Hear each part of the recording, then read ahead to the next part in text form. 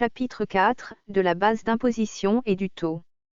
Section 1er, de la base d'imposition. Paragraphe 1er, du régime général. Article 27. La base d'imposition est constituée par toutes les sommes, valeurs, biens ou services perçus en contrepartie de l'opération, y compris les subventions ainsi que tous frais, impôts, droits, taxes ou prélèvements de toute nature y afférentes, à l'exclusion de la taxe sur la valeur ajoutée elle-même. Elle est notamment constituée par à la valeur CIF majorée des droits d'entrée et le cas échéant, des droits de consommation, pour les produits importés. 2. La valeur FOB, pour les exportations de marchandises. 3. La valeur des produits au moment de leur sortie de la zone franche.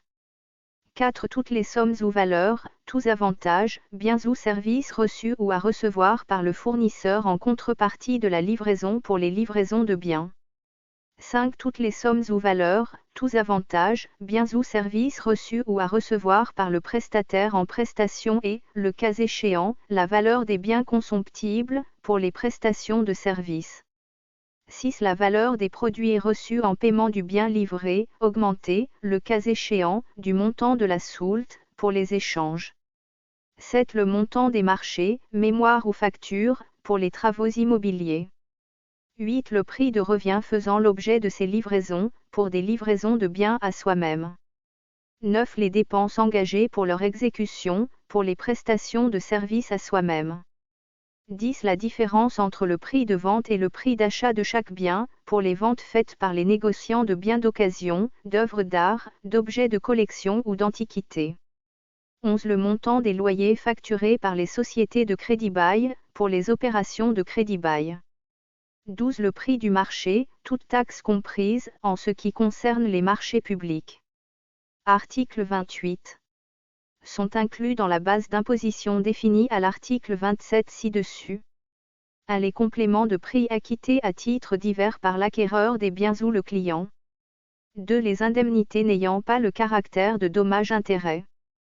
3. Les subventions qui représentent l'unique contrepartie d'une opération imposable et qui constituent le complément direct du prix d'une et telle opération ou sont destinées à compenser globalement l'insuffisance des recettes d'exploitation d'une entreprise. 4. Les frais accessoires aux livraisons de biens, tels que commissions, intérêts, frais d'emballage, de gardiennage, de manutention, d'entreposage, de transport et d'assurance demandés aux clients, même s'ils sont facturés séparément. Article 29. Sont exclus de la base d'imposition définie à l'article 27 ci-dessus.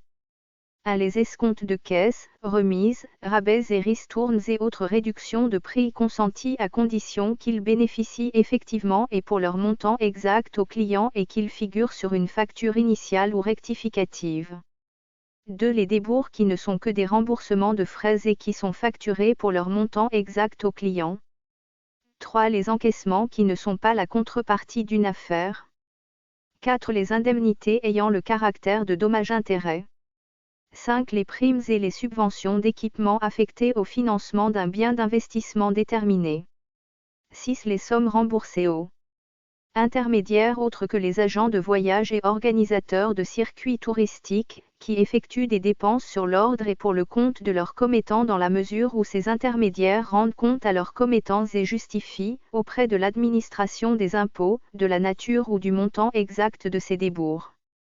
7. Les intérêts perçus lorsqu'ils ont le caractère d'intérêts moratoires.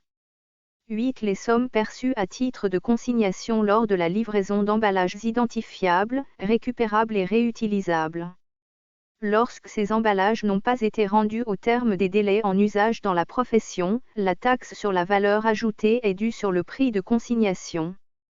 Toutefois, si celui-ci est inférieur au prix de cession, c'est ce dernier qui est pris en compte. Article 30. Les réductions visées au point 1 de l'article 29 ci-dessus, qui constituent la rémunération d'une prestation fournie par le débiteur à son créancier ou qui ne bénéficient pas effectivement à l'acheteur pour leur montant exact peuvent venir en déduction de la base imposable chez le créancier ou le vendeur. Paragraphe 2. Des régimes particuliers. Article 31. Les ventes de biens d'occasion réalisées par les négociants en biens d'occasion sont soumises à la taxe sur la valeur ajoutée dans les conditions du régime général prévu par la présente ordonnance-loi.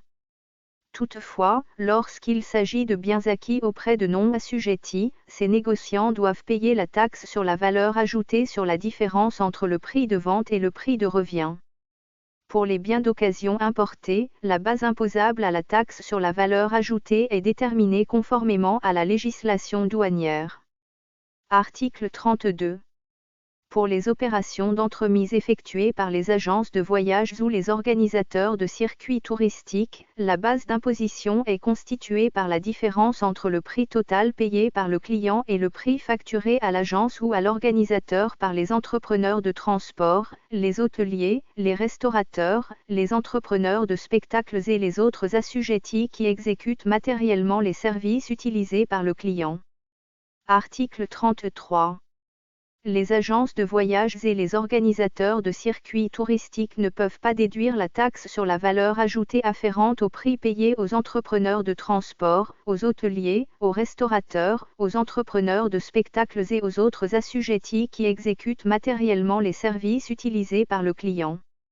Article 34. En ce qui concerne les transitaires, les commissionnaires de transports et les commissionnaires en douane même traitant à forfait, la base d'imposition est constituée par la rémunération brute, comprenant la totalité des sommes encaissées, déduction faite de la taxe sur la valeur ajoutée et des seuls débours afférents au transport lui-même ainsi que de ceux payés à l'occasion du dédouanement, pourvu que les dits débours soient justifiés. Les dispositions du présent article sont applicables aux transitaires et aux commissionnaires en douane même lorsque les opérations de dédouanement ont été effectuées pour le compte de leurs confrères. Section 2, du taux d'imposition. Article 35. Le taux de la taxe sur la valeur ajoutée est fixé à 16%. Sans préjudice des dispositions de l'alinéa précédent, il est de 0% en ce qui concerne les exportations et opérations assimilées. Source, Code des impôts.